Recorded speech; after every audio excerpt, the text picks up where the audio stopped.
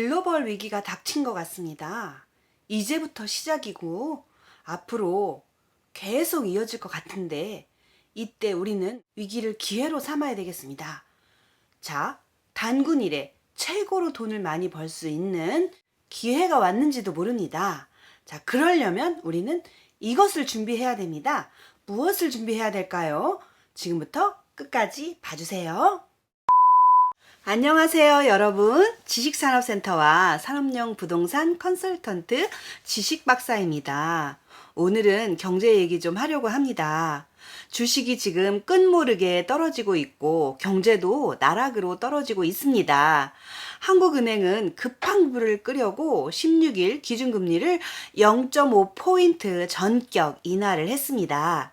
이로써 기준금리는 연 1.25%에서 0.75%로 인하되었습니다. 아마도 국내 기준금리가 0%대에 들어서는 것은 사상 처음 있는 일인 듯 합니다. 하루 전 미국 연준이 기준금리를 제로금리 수준으로 인하를 하였습니다. 그러자 한해는 불이 나게 금리를 0.75%로 내렸습니다. 하지만 이렇게 금리를 0.75% 내렸음에도 불구하고 오늘 주식값은 급락을 하고 말았습니다. 지금 제 생각에는 한은은 쓸 수 있는 모든 카드를 다 쓴 것 같은데 그래도 경제가 지금 나락으로 떨어지는 걸 멈출 수는 없었습니다. 이러한 위험에서 우리는 어떻게 해야만 할까요? 어떻게 해야만 내 자산을 좀 지킬 수 있을까요? 그것에 대해서 오늘은 알아보려고 합니다.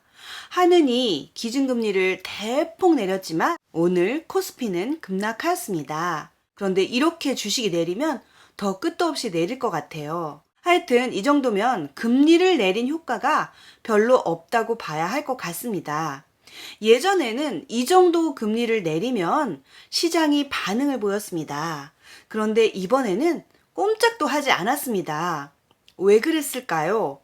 지금의 상황은 금융위기 때인 2008년 글로벌 금융위기 때랑은 완전히 다르기 때문입니다. 금융위기 때에는 돈을 풀면 어느 정도 경제가 해결이 되었었어요. 그러나 지금은 돈이 문제가 아닙니다. 모든 시계가 멈춘 것처럼 여러 사람들이 오갈 수가 없는 사태에 이르렀습니다. 사람들이 오갈 수가 없는데 경제가 살아날 리가 없습니다. 바이러스로 인한 이러한 글로벌 위기는 바이러스로 잡을 수밖에 없는 것 같습니다. 바이러스 치료제로 잡을 수밖에 없는 것 같습니다.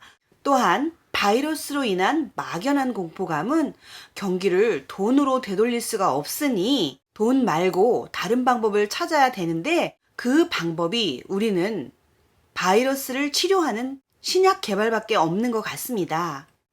그런데 그것이 언제 될지 모르니 사람들은 막연히 불안하고요. 제가 몇 년 전에 감기라는 영화를 봤는데 그 감기라는 영화가 설마 저런 게 있을 수 있어? 라고 생각했는데 지금 그러한 시대가 된 것 같습니다. 그래서 어떤 방법으로든 이러한 경제 위기에서 우리가 헤어날 수 있을까? 아무리 궁리를 해도 방법이 잘 떠오르질 않습니다. 그냥 우리끼리 조심하는 수밖에 없는 것 같아요. 그런데 이러한 막연한 불안감에 미국인들은 생필품을 완전 싹쓸이 하느라 정신이 없다고 합니다. 허다못해 총까지 줄 서서 사는 경향이 있는데요. 이럴 때 우리 국민의 우수함을 볼 수가 있는데요. 우리 국민들은 그런 일이 없지 않습니까? 생필품을 사재기를 한다거나 이런 일이 없으니 정말 우수한 국민이라는 생각이 드는데요. 그래도 우리가 이 위기에서 벗어나려면 어떻게 해야 될지 잠시 살펴보도록 하겠습니다. 바이러스는 미국뿐만 아니라 유럽, 전 세계로 지금 퍼지고 있어서요. 우리나라가 먼저 위기가 닥쳐왔지만 다른 나라들이 우리의 전철을 밟고 있는 것 같습니다. 그래서 유럽까지 퍼져서 유럽은 사실 기차만 타면 옆 나라를 갈 수 있었잖아요. 그런데 모든 국경이 폐쇄돼서 이제 다른 나라를 갈 수 없는 상황에 이르렀습니다.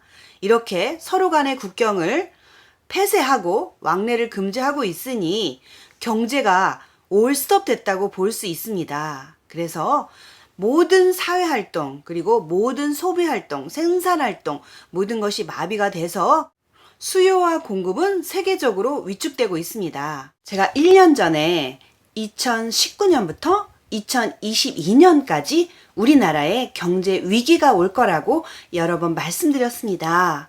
그런데 경제 위기가 시작되고 있는 듯한데요. 그 경제 위기가 다름 아닌 바이러스로부터 이렇게 시작될 줄은 정말 몰랐습니다. 사실 2019년에도 경제는 계속 어려워지고 있었는데요. 2020년에 들어 더욱더 경제가 어려워지고 있는데요. 바로 그것이 바이러스로부터의 시작이고요. 그리고 우리는 이것을 기회로 삼아야 됩니다. 그때도 말씀드렸지만 그 기회로 삼으려면 우리는 반드시 현찰을 많이 준비하셔야 됩니다. 자, 1년 동안 준비하신 분도 계시겠고요. 사실 미국은 금리 인하 정책에 이어서 양적 완화 정책까지 함께 쓰고 있습니다. 양적 완화는 금리가 통하지 않을 때 쓰는 정책인데요. 금리 인하 정책이 호흡을 도와주는 피가 돌게 하는 심폐소생술이라면 양적 완화는 중상 외상 환자에게 피를 대량으로 투입하는 것과 같습니다. 대부분 중앙은행이 채권을 사들이는 방법입니다. 지금 미국은 금리를 낮추고 그것도 모자라서 미국 연준에서 채권을 사들인다고 합니다. 미국 연준은 7천억 달러, 우리나라 돈으로 850조 수준의 국채, 주택 저당 증권을 매입하겠다고 했습니다. 우리나라 한국은행의 이주열 총재도 금리를 0.75%로 내리고 앞으로 어쩌면 국채 매입을 할지도 모른다고 말했습니다. 즉, 한은도 양적 완화 수준까지 들어갈 수 있다는 말입니다. 그런데 이렇게 이자를 낮추고 양적 완화 정책을 쓰더라도 경제는 불황의 늪에서 헤어나기가 정말 힘듭니다. 왜냐하면 아까도 말씀드렸듯이 이것이 금융위기에서 오는 것이 아니라 바이러스에서 온 거기 때문에 해결 방법은 바이러스를 치료하는 방법밖에 없지요. 전 세계적으로 이렇게 모든 사람들이 움직이지 못하고 경제 생활을 할 수 없으니 경제 불황은 더욱더 깊어질 것입니다. 지금 이러한 경제 공황에서 우리는 어떻게 대처를 해야 될까요? 일단 주식은 어떻게 될까요? 주식이 급락하고 있다고 내일 당장 주식을 또 사야 될까요? 아직 아닌 것 같습니다. 주식은 더욱더 내려갈 것 같아요. 오직 이것은 제 생각이지만 아직도 많이 내려갈 것 같아요. 그러니까 아직은 시기가 아니라는 생각이 듭니다. 즉, 현금을 많이 보유하고 있어야만 주식이 더욱더 내려갈 때 우리는 그 싼 주식을 사서 주식이 또 언젠가는 오를 것 아닙니까?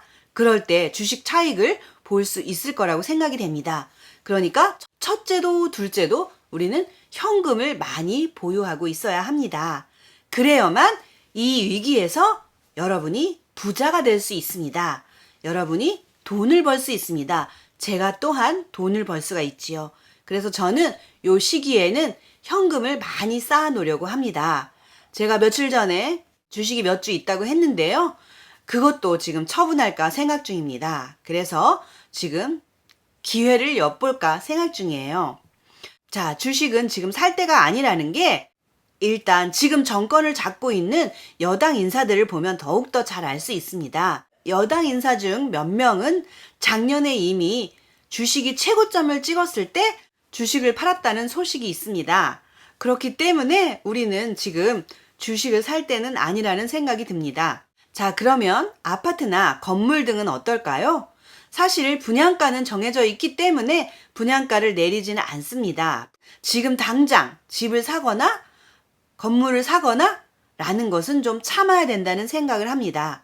앞으로 주식이 내려간 다음에 그 다음에 내려가는 것이 부동산이라고 보면 될 것입니다.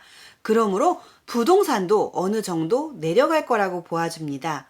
그러므로 그 내려가는 시점을 잘 파악하셔서 그때 여러분이 급매물을 잡으시면 그러나 언젠가는 또 부동산은 올라가기 마련입니다. 항상 보면 부동산은 내려갈 때는 조금 내려가고 올라갈 때는 개구리가 움츠렸다가 폴짝 뛰는 것처럼 아주 한꺼번에 왕창 올라갑니다. 그러니까 여러분이 현금을 잘 준비하셨다가 금매가 나오는 거 있으면 조금 더 기다렸다가 그때 사시는 것이 좋을 것으로 보입니다. 그렇기 때문에 부동산 면에서도 우리는 현금을 보유하고 있으라고 말씀을 드려야 되는 것입니다. 그리고 여당 인사들이 지금 집이 집값대로 오르고 오른 것을 팔았다는 소문이 있습니다. 왜 팔았을까요? 그들도 지금 알고 있기 때문이 아닐까요? 그래서 이렇게 경제적으로 어려울 때는 조금 참으라는 이런 말씀을 드리고 싶습니다.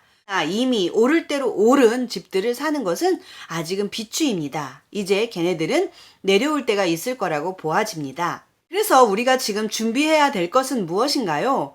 그것은 현금입니다. 현금. 저도 주식을 좀 팔까라고 생각하고 있다고 했지요. 자, 이렇게 현금을 보유하면 좀 더 내려갔을 때 우리가 왕창 살 수 있지 않습니까? 타이밍을 기다리는 것입니다. 그래서 지금 현금을 보유해야 되는데요. 우리가 과거를 보면 현재를 알 수 있는데요. 과거 글로벌 위기 때를 보면은 경기 침체일 때일수록 사람들이 안전자산에 투자하는 경향이 있습니다. 그때 환율을 보면은요, IMF 때 2배로 뛰었습니다. 즉, 800원, 900원이었던 환율이 1,600원, 1,800원까지 뛰었던 적이 있었습니다. 오늘 말이죠. 달러가 1,240원까지 올랐는데요. 이 1,240원은 아마 외환위기 때인 1,800원대까지 오를 수 있다는 생각이 듭니다.